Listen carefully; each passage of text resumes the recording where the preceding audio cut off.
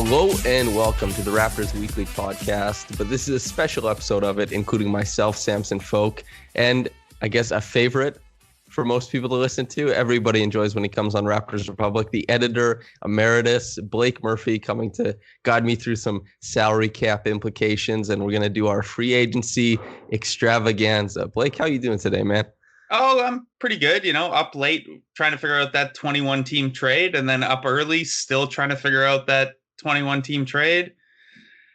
Steven Adams, man, what a fit in New Orleans.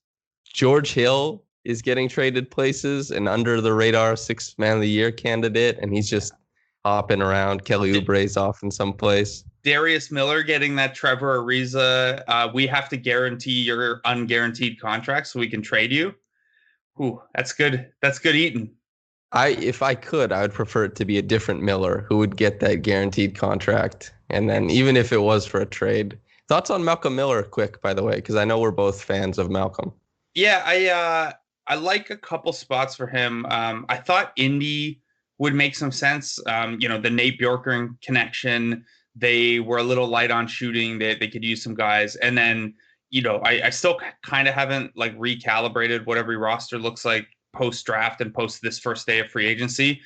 They still look like a possible fit to me. Washington is somewhere that I think he makes sense, even though obviously they've given the bag to Davis to be their big shooter. They could use wings, and I think that's an organization that could benefit from some of the kind of culture stuff that Miller provides. Obviously, 27-year-old free agent, you want some production as well. But I think especially in this environment where you're going to be ramping up for training camps really quickly, and continuity and familiarity and chemistry are going to be really valuable early on. I think Miller, a well-regarded character guy coming from a strong organization, makes a lot of sense as a minimum guy for a few teams. So Washington, Indy are kind of at the top of my list of places that make sense. Depending on how rosters shake out, Phoenix could maybe use a little extra wing help now, and I think he'd be kind of fun there as like a 13th, 14th man type. Realistically, I think he'll probably struggle to get a guaranteed deal, but I'd be surprised if someone doesn't kick the tires on at least a camp deal for him.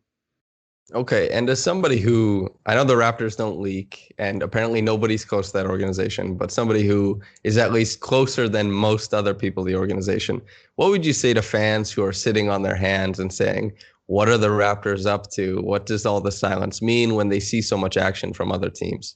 Yeah, it's tough. I woke up to a tweet in my mentions this morning that was like, what are the Raptors doing? Like, they're falling behind. Like, they have all this stuff, and it's tough because you do see all these other teams loading up. Philly has had an awesome week. Brooklyn's had a pretty good week adding around the periphery. The Celtics have had a bad week, and you'd like to really dig in on the Celtics having a bad week. But the truth is, and this is the boring answer of the last two off seasons, but the Raptors don't have a lot to do other than their own guys. So last year it was the wait for Kawhi, and I think everyone at least understood that Kawhi is worth the wait, and if it's on Kawhi's terms and timeline, you just wait it out.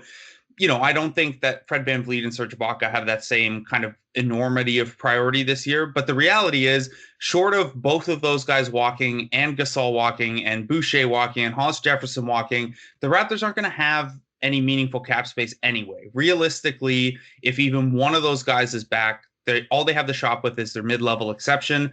It tends to be those second and third tier deals early in free agency that look the worst in retrospect. So, I think 580 for Davis Bertans is actually fine given his shooting value, but that's one that people raised eyebrows at. The Jordan Clarkson 4-year, what was it, 52? 52, yeah. And with a player option on the fourth year, that's as much as people joke about Clarkson, that's a valuable skill set and not one that Utah would have been able to fill otherwise. So it's not a terrible deal, but that's the class of deal, that I think people look back on after these free agent periods. And the worst ones tend to happen when you're feeling that pressure to do something or you want to make a splash right away. So I think, especially in a year where they have, their two biggest moves will probably come with internal guys.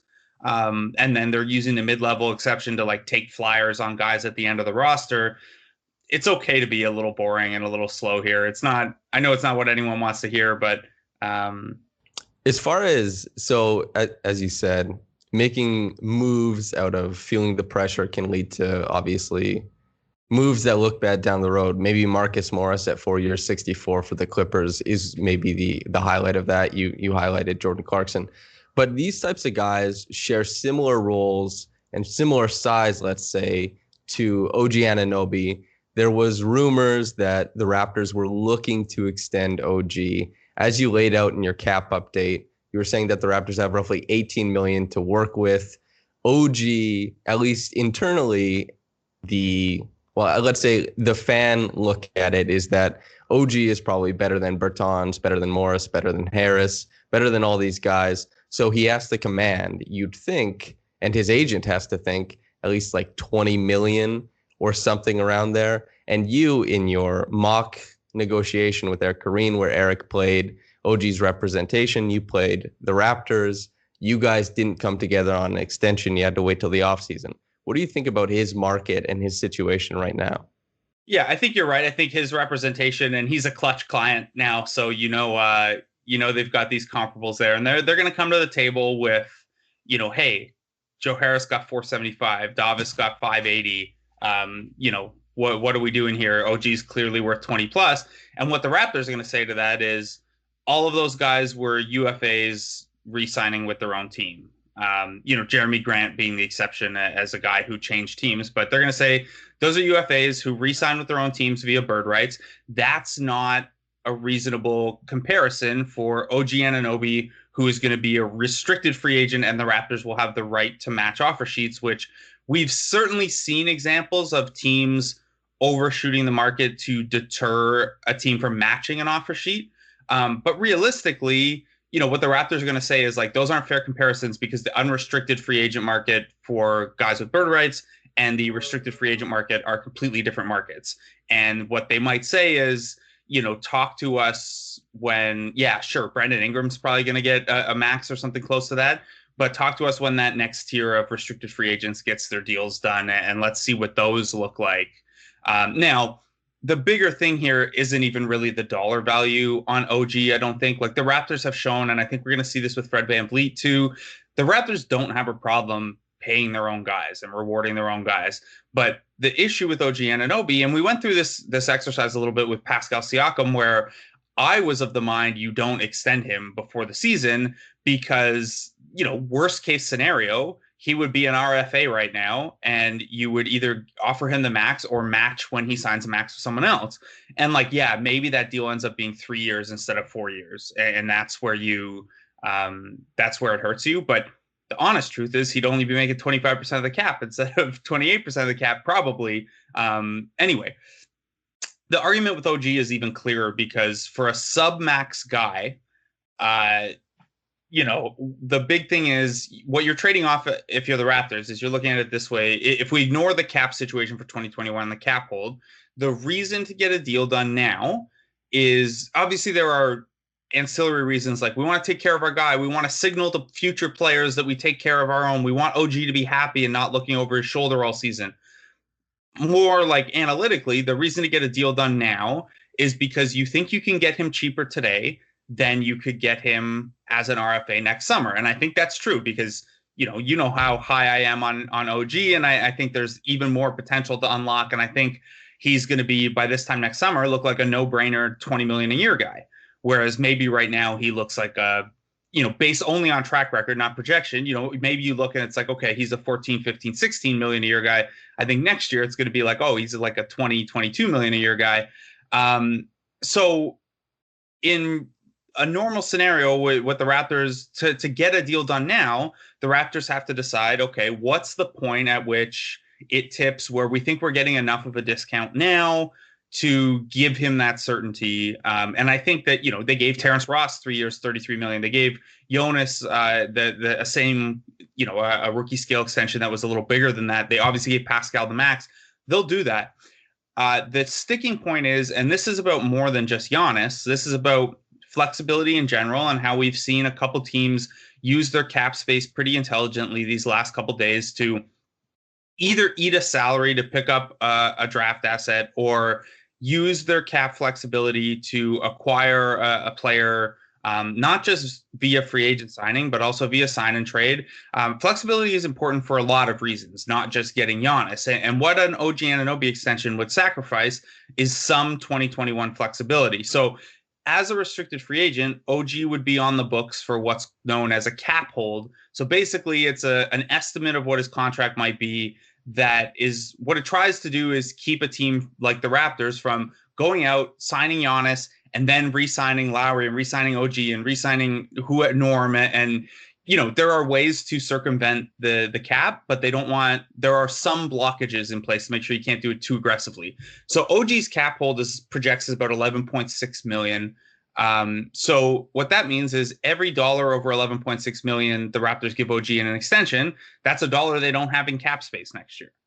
And because the downside is they just match a higher offer for OG next summer, you know, I think that normally that tipping point where they say, hey, this is a good enough discount. I think it's further down the spectrum than it normally would be, because it's not only about his price now versus his price next summer. It's about his price now versus his price next summer, as well as, you know, how much flexibility are you sacrificing on the 2021 market? So if it's like, you know, if OG would sign right now for $14 million a year, that's a no-brainer. You punt on that extra cap space to get that deal done. Now, if his agents are like, no, we're not signing for less than 18, you know, then you probably look at it and say, look, that's $6-7 million in cap flexibility we're losing. We'll just wait and give him 20 next summer if that offer is there. So that's the complicated dance the Raptors are working through with OG and an extension. And, you know, Masai's track record certainly suggests that he'll prefer to get a deal done, but I could imagine there's a little bit of this might be the rare instance where Bobby and Masai disagree, and Masai is like, no, we're paying our guy, like, let's get it done, let's continue to show everyone we take care of our own and have this culture. And Bobby's like, $6 extra million in cap space.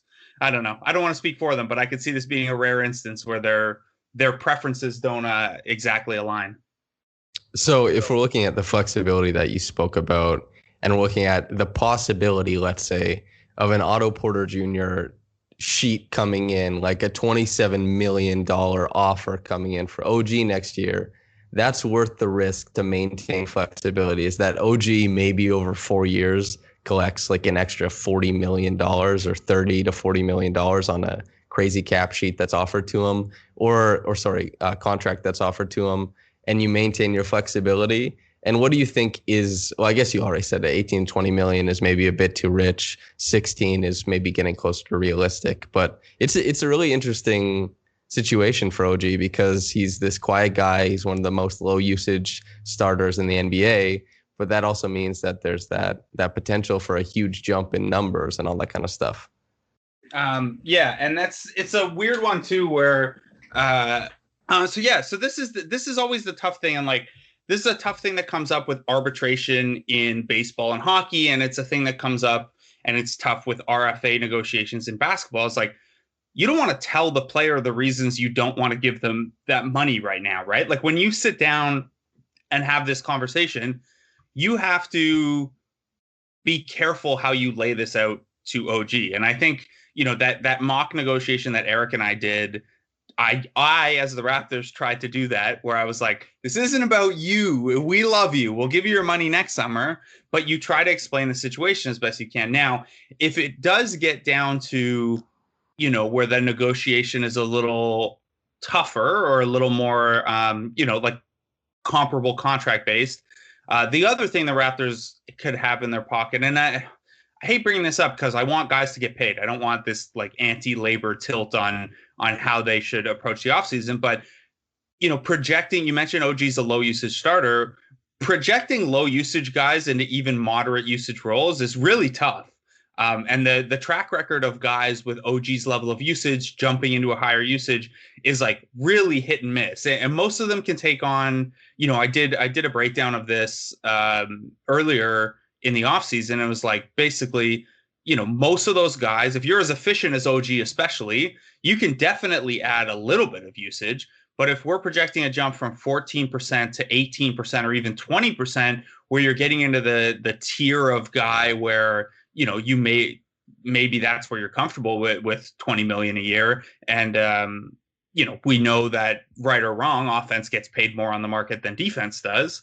That's the kind of thing the Raptors, I don't think they would have internal hesitation about, because I think they like OG a lot and think he's going to get better. But that's a negotiating chip you have there, is like, well, yeah, maybe you'll get an Otto Porter next summer, and maybe you won't, because if your offense doesn't come along, if it struggles when you take the jump to 17 or 18% usage, that kind of kills that shininess of, oh, what could OG be if the offense continues to develop? So that's I don't think the negotiations get as contentious, isn't the right word, but I don't think they get as like as prickly as that, where you have to give reasons you don't want to pay the guy. I think it's going to be, this is the number we're comfortable with to punt the cap space. OG's camp will be like, no, we'd rather wait and get way more money next year. And then they might just agree to revisit it. Blake Murphy, enemy of the proletariat. You heard it here first, ladies and gents. Okay, so Serge Ibaka. What I'm saying is, OG needs to seize the means within the offense and show that he can be a higher usage guy by just taking it. The Nick Nurse dictating usage can no longer fly now that Nick Nurse is earning more money than OG. Kyle Lowry is the guy who goes to different organizations, comfortable with his own wage, but is ready to disrupt the flow of how everybody gets paid. He organizes strikes and stuff like that for the workers. Yeah. But anyway, Serge Ibaka, Marc Gasol, two big names for a lot of other teams, two familiar names for the Raptors. Gasol is linked to the Lakers. Ibaka has been linked to everybody, as he should be, desirable, good-looking man of mystery that he is. What do you think about them? Because you proposed Ibaka at somewhere near the full mid-level exception, and you said Gasol, and these are just their markets, this isn't what you think they should make, and you said Gasol might command the mini mid-level exception. What do you think about their fit across the league? What do you think the reality of them coming home is? What are your thoughts on the situation? Yeah, I think one of them will be back. I think you just look at what the Raptors, what their cap sheet lines up like, what their options are, and then really how much they value that continuity and those guys as locker room guys. I think one of them will probably be back. Marc is a guy that, I have him more in the mid-level range, mostly because I can't see him being interested in playing for a bad or mediocre team. Like, if he has not gone back to Barcelona and he's not staying in Toronto, I feel like he probably wants a competitive window. So, the Lakers have used their whole mid-level now to where Gasol would have to be, I think, a minimum deal there, unless I'm missing something on their cap sheet. The Clippers would be interesting as a mini mid-level team. I was having a conversation with Lucas Hand last night, and we were talking about, would Ibaka or Gasol be a better fit there, and what's, because the Clippers are a rumored Ibaka suitor, but they can't get into the full mid-level. And I don't know that, I think Ibaka wants more than the mid-level. And that's the big advantage that I think the Raptors have. Like, if you told me those guys were coming back on one-year deals with exactly equal contracts, I think I would slightly prefer Gasol. And I've said that I prefer Gasol in my analysis, mostly because I think at 35, he's probably way more open to a one-year deal than Ibaka is. Ibaka's going to want term. Like, I think if you're trying to get Ibaka away and you're offering the mid-level, it's got to be like 3 or 4 years. Whereas I think Toronto's comfort might be more like a 1 year, 15 million, or the Miami Heat special of like 2 years, 32 million, but the second year is a team option, so you can flip them at the deadline if things go poorly or whatever. So yeah, I think it's tough because Ibaka has a lot of suitors, and I think there are a lot of places where he would be really helpful as a bench scoring big or like a fringy starter. And I think he's worth in a vacuum about the mid-level or a little bit more. My hesitation with Ibaka has always just been term, because his defense has slid pretty noticeably. And if you elevate him into a starting role in an offense like Brooklyn's or LA's or even Toronto's to some degree, some of what he brought so well for the Raptors the last 2 years, which is higher volume bench scoring that's pretty efficient. You don't need that as much from Ibaka if Kevin Durant and Kyrie Irving are on the floor, or Kawhi Leonard and Paul George are on the floor. So that's where it gets a little tricky to find the right situation and money fit. But I still think, I would guess Ibaka is back likelier than he leaves. But I also think that, the tough wrinkle with this stuff is there's always opportunity for sign and trade. So, we look at the market and it's like, well, Brooklyn could offer the mid-level and the Clippers could offer the mini mid-level and the Lakers could offer the minimum. And those are maybe your three really good teams who could come after Ibaka and Gasol. And then like, all it really takes is Ibaka's agent to call the Raptors and be like, look, we're leaving. This is where we're going. Help facilitate it and put up an asset, like pick up an asset in the process. So there's always the room for sign and trade. I'm getting a kick out of Ibaka trolling on social media about where he is, and then Raptors Reddit or Raptors Real GM doing the flight tracker stuff to try to figure out where he might be. It's pretty cute. The format, also, right? Yeah. Also, I think Serge was in. I think Serge was in corduroy track pants in the photo, and I gotta get me some corduroy track pants. I wonder if that would be comfortable. I think tech fleece are like the ultimate comfort pants. Yeah, corduroy. But I'm not going to argue with Serge when it comes to cozy fashion, That's true.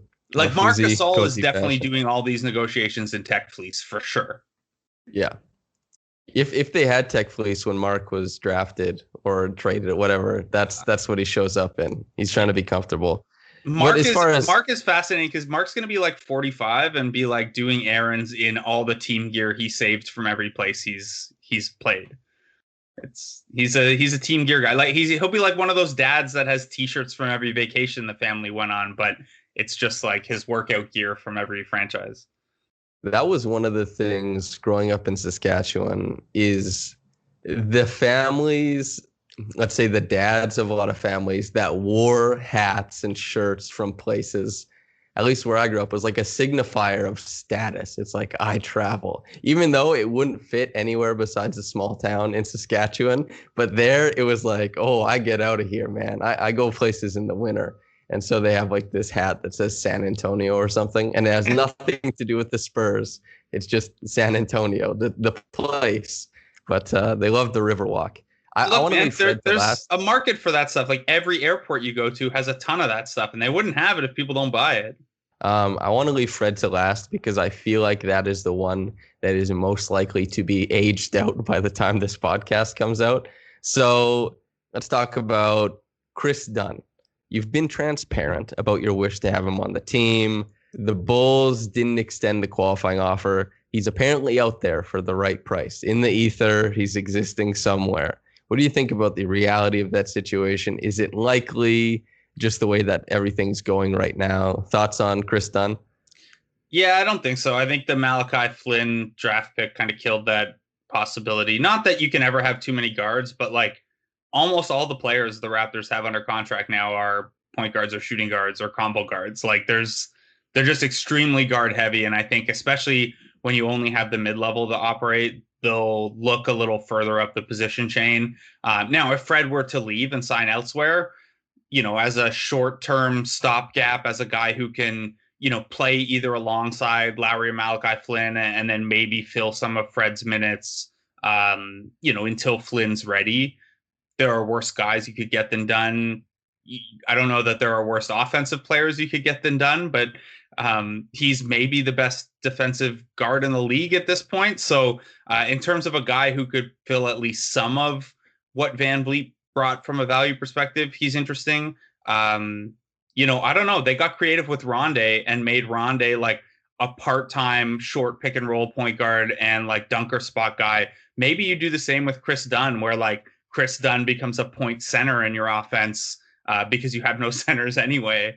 And he's just like setting screens and getting offensive rebounds. I don't know. There's not a lot of offensive value there, but I think that this is probably like the Malachi Flynn thing. I've moved on from Chris Dunn a little bit. Sadly, I'll wait for 2021 to refloat the Chris Dunn thing. So Harry Giles is the target now. Dwayne Harry Bacon Giles. off the market too, who I like. Dwayne Bacon was, I think, my favorite like minimum contract guy on the wing. But he's basically just like Malcolm Miller, but 2 years younger, where it's like he's big, he shoots, he has some defensive potential, but he's never actually like played well in games. But it's like, yeah, but all the stuff's there.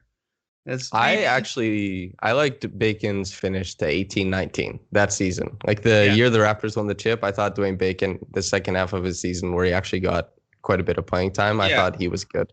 I think being back with Steve Clifford will help too. And then the Magic obviously like have a need for that player type if he hits. So that's a good fit. Yeah. So Harry Giles, which apparently everybody has taken on as they are the champion of his contract status. Everybody's like, Harry Giles is my guy. I'll die if he doesn't sign with the Raptors. And I think that's also being emulated in other markets on other teams. Like I'll see a guy from like Philly or a guy from Boston. Everybody wants Harry Giles, apparently. What are your thoughts on him? Could he join the Raptors? How does he fit next to Pascal Siakam? There's a bit of passing synergy there or the potential for it. What are your thoughts on that?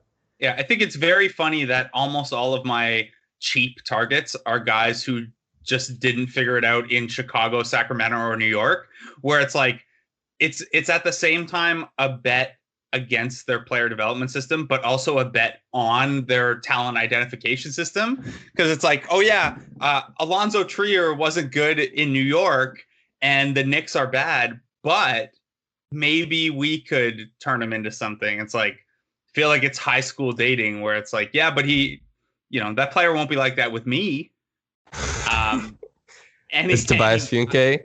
No, these people, they always delude themselves into thinking it works for them, but it could work for us. Yeah. Maybe I can fix Harry Giles. No, I think Giles is interesting because, like, first of all, he's a guy who, in a normal franchise that operates coherently, he would be entering the fourth year of his rookie scale contract and then would be an RFA next year. Instead, the Kings didn't pick up that option. So you have a guy who was a first round pick who after 3 years is a free agent and whose team can't offer him more than $4 million. And then you also have, I'm a little surprised that some of the bad teams with cap space didn't take an early flyer on him. But like you look around the league and like who is giving him more than like $5 million to see what he's got. Like maybe if he waits it out, someone who still has their mid-level left gets aggressive. But I think you could get Giles on like a 2-year, $10 million, like Stanley Johnson-ish kind of deal. Ideally that is a team option in the second year in case it doesn't work. But I think the kind of why people are enamored is like, you look at last year, I wrote a lot about what a redraft candidate looks like. And I was really high on Rondae Hollis-Jefferson as a signing because he was a first round guy who had played well at times and just like didn't have a role. And at some point his team was like, look, we gotta try other guys. We got to invest elsewhere. And let's just ignore that Stanley Johnson was also one of those targets.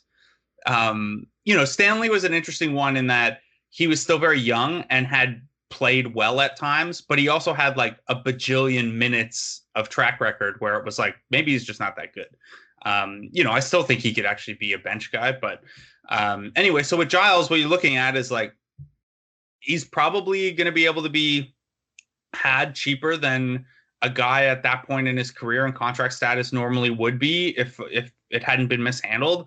I think you look at other centers around the market and there are a handful of interesting names I would be excited to see on like a minimum deal or like a Rondae Hollis-Jefferson, like here's a small scrap of the mid-level kind of deal. But there's not a ton of upside with those guys. And I look at Giles as a guy with high school pedigree and then who has one elite skill, which is passing as a big man.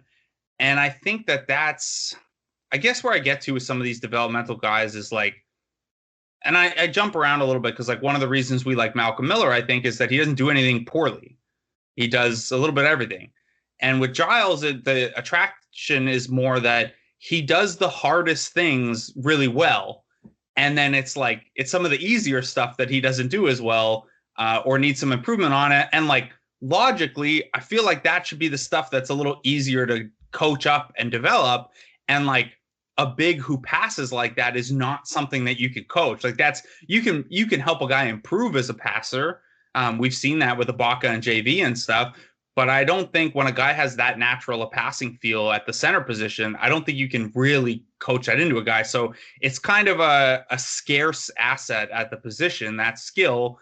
And like, don't get me wrong, Harry Giles is probably not going to come in and play 30 minutes a game at a Marc Gasol, Serge Ibaka level right away. But I do think when you look at the lack of exciting upside plays on the market, he's the one guy where it's like, oh, shoot, if things clicked, that is I just think he has the highest, like, to use like kind of draft terms, like I think he has the highest potential ROI, and like his like average outcome maybe isn't all that sexy, but his like 80th percentile outcome, it starts to get really good because of the way he passes the ball and the pedigree he has as a prospect in general. And then also there's like a sprinkle of the Raptors have a really good track record as a medical staff, and some of why Giles has struggled is medical related. So maybe you can help him out in that regard too. This is more than we needed to talk about Harry Giles probably, but when he signs with like Atlanta, right when we finish this, that'll be great. No, because they have Collins, Capella, they have everyone. Okongwu, and Gallo, right? Yeah. What do you think about John Collins? I like John Collins a lot offensively. I'm surprised that he may not have a spot. But anyway, I like dunks and tattoos, so I'm cool with John Collins. Yeah, John Collins kicks ass. As far as Harry Giles and the passing thing, like as he said, you can coach up you show Serge Ibaka like this is a short roll. If the defense is rotating this way in our offense, this is typically where you want to look. If JV is getting doubled, you say it depends how the defense is rotating, but these are the weak spots on the floor.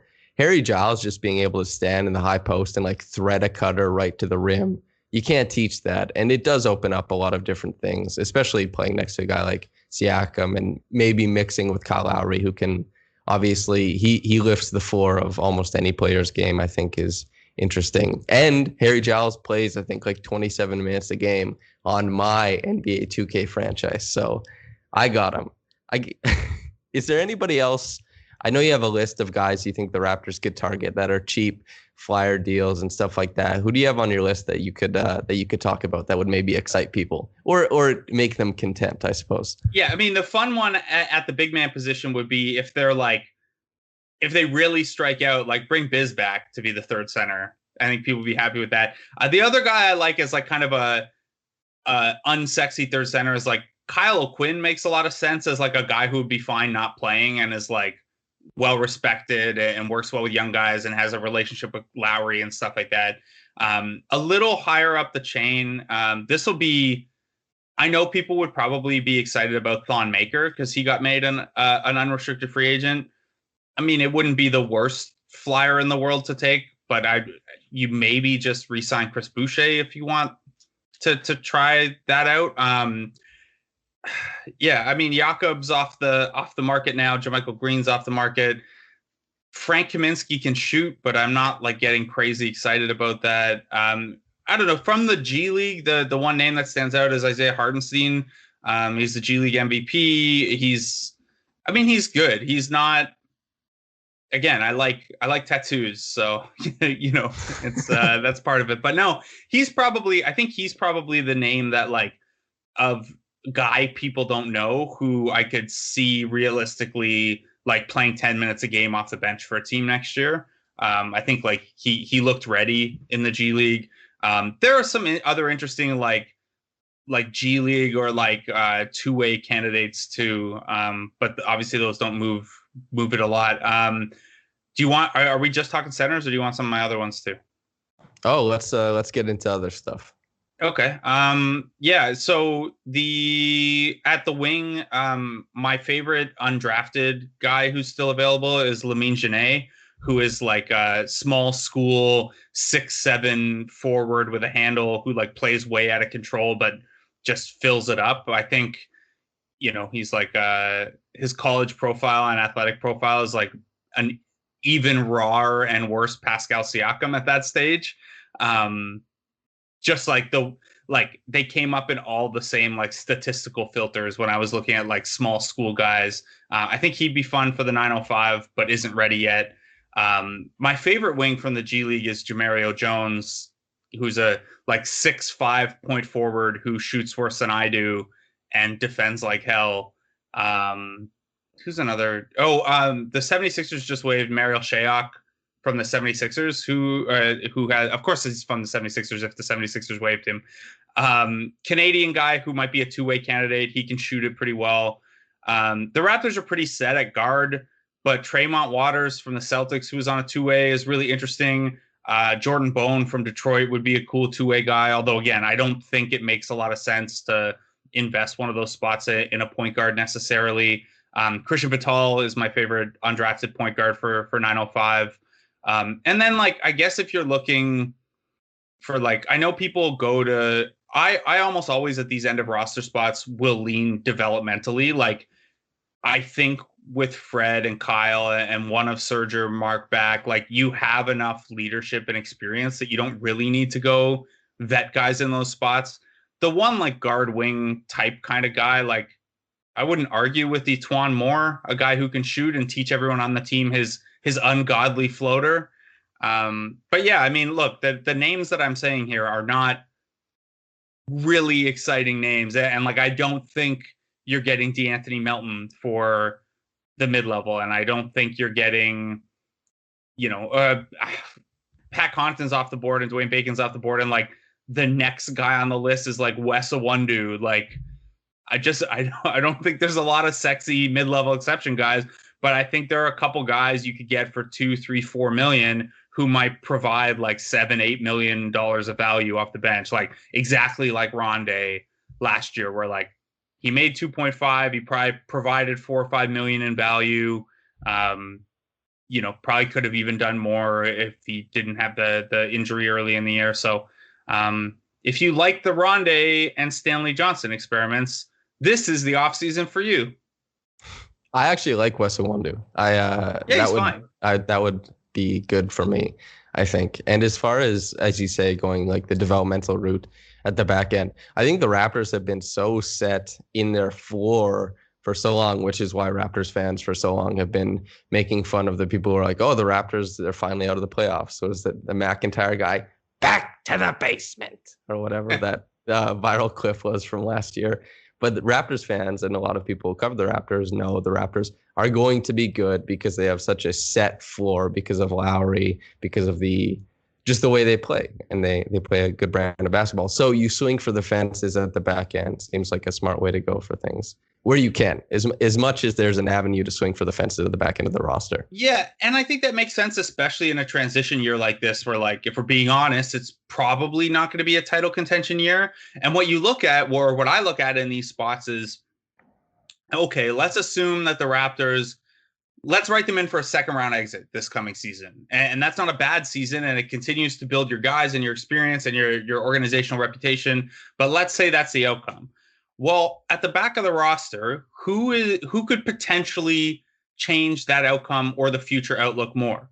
A 33-year-old who can play 14 minutes a game and hit 37% of his threes, or a 23-year-old who has some tools and just hasn't had a ton of opportunity yet? Like, those are the kind of decisions you're looking at. And it's not the year they had Kawhi. I understood, like, okay, Jeremy Lin and Jody Meeks and those kind of additions, because like any downgrade anywhere on the roster is really risky.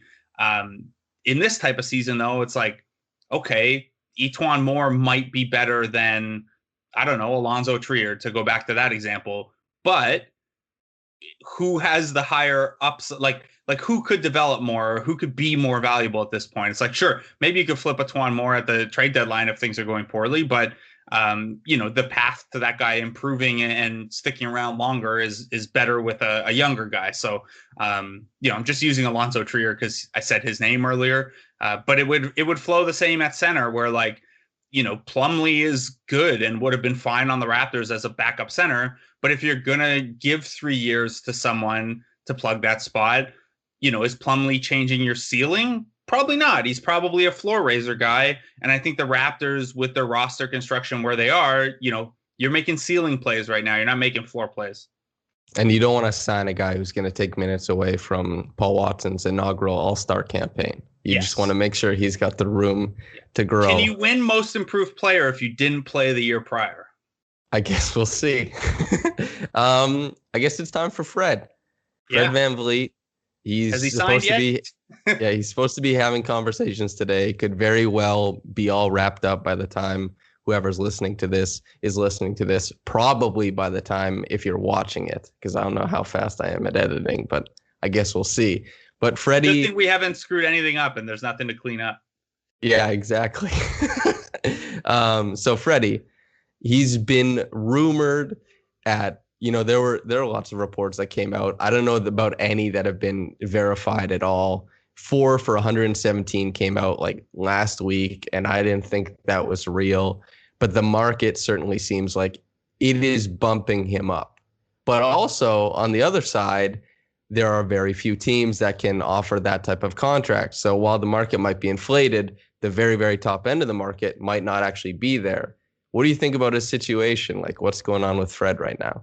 Yeah, it's similar to OG, where like there are all these deals that could theoretically bump him higher.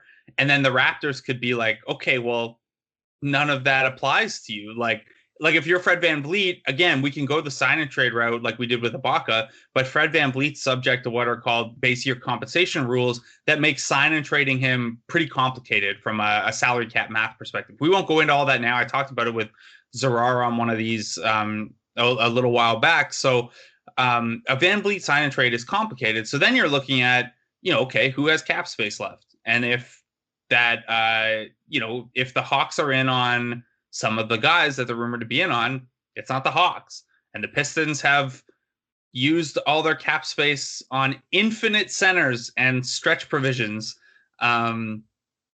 Phoenix is a team that could have carved out some space, and they've gone the Chris Paul route. Miami was a team that maybe could have gotten the mix, and they've retained Goran Dragic instead. So you look, and suddenly there aren't a lot of teams with cap space. So if VanVleet says, look, I'm worth way more than Davis Bertans or Joe Harris, which is a really easy case to make, the Raptors might respond and say, okay, sure, but those guys were also re-signed with bird rights as unrestricted free agents. And like, where is that offer? Like, are we negotiating against ourselves here? And then Fred VanVleet's camp will be like, have you met the Knicks? They will like all we have to do is leak that Fred VanVleet is not interested in the Knicks, and then the Knicks will come with a big offer. So the Knicks are the big wild card here, right? Like the Knicks have the most cap space on the market. They haven't been tied to a ton of guys. VanVleet makes a ton of sense for them from what does the roster construction look like right now? From we're trying to, obviously Dolan will mess it up at some point, but they look like a team that's trying to build a bit of a culture around, RJ and Obi and stuff. So it's VanVleet makes sense. And then VanVleet also makes sense because, not to be negative about VanVleet, but maxing out a second tier guy would also be very Knicks. Not that I don't think VanVleet doesn't still have some upside. He can, like, look, people didn't think VanVleet was going to return value on a 2-year minimum deal. And then people didn't think VanVleet was going to return value on a 2-year, $18 million deal. People aren't going to think VanVleet's going to return value on a 4-year whatever deal. And he might very well do that still. But yeah, the Knicks blowing out the market as the only team with cap space left to sign VanVleet, who like hasn't been an all-star yet, and his strengths and weaknesses maybe don't project to a lead guy role all that seamlessly without some improvement. That's a Knicksy thing. So that's the big thing is like, I think the Raptors would love to have VanVleet back. I think VanVleet would love to be back. I think there's a number that's pretty high that the Raptors are comfortable with and would tell VanVleet, look at how much we love you. And like, you obviously mean a lot to us, and here's a dollar amount to show it. And then the Knicks could beat that number significantly. So it's hard to know. Like VanVleet obviously went on the JJ Redick podcast, and he's been very open that like he knows his value and he wants to feel that value in his bank account. Now, I do think that I think that the way he might approach this is there's a minimum that you have to show Fred you value him to get in the conversation. And then there's obviously what the maximum offer will be on the market. And I think that there's a band between those 2 points. And that's where it falls on VanVleet a little bit in like, how much do you appreciate the market opportunities the Knicks present? How much do you appreciate the playoff opportunities the Raptors present, or what you've already built there, or how established your brand is there, or those kind of things. And I can't speak for Fred in those regards. So I don't think that stuff makes a difference between 15 million and 25 million, but it might make a difference between 22 million and 25 million. I'm not sure. I'm not sure where Fred's cutoff point for that is. So I would be surprised at this point, like looking at every team's cap sheet and how complicated a sign and trade is. I'd be surprised if it's not the Knicks or the Raptors. But the NBA has surprised us before, so who knows? Yeah, when I was talking to his reps at End One, they seemed so excited about marketing him in Canada and like the future of him in Canada and everything. And then he signed with Li Ning, so I was like, oh God, could you imagine being like a Waj or a Shams? How much discerning you have to do on all the information that comes your way. My God. The Raptors have such a great history of leaning athletes. Jeremy Lin, Terrence Ross, Fred VanVleet fits right in. Yeah, it's seamless, really. As how many people from the Raptors championship team don't have their rings yet? Is it just Danny Green? Yes, Jordan Lloyd got his in the offseason. Jeremy Lin posted his on social. Moreland and Meeks were there. Kawhi obviously got his. That's got to be it, right? I think so, yeah. Yeah, that's about it, I think. Interesting. Yeah. Danny, I wonder when he'll get it, because he still or his Lakers ring one too. Yeah. All right. That feels like do you have any what is ROI? Oh, return on investment. Okay. I thought it was record of income. No. Okay. No. I'm from the blog game. I don't have records of income. Okay. I got you.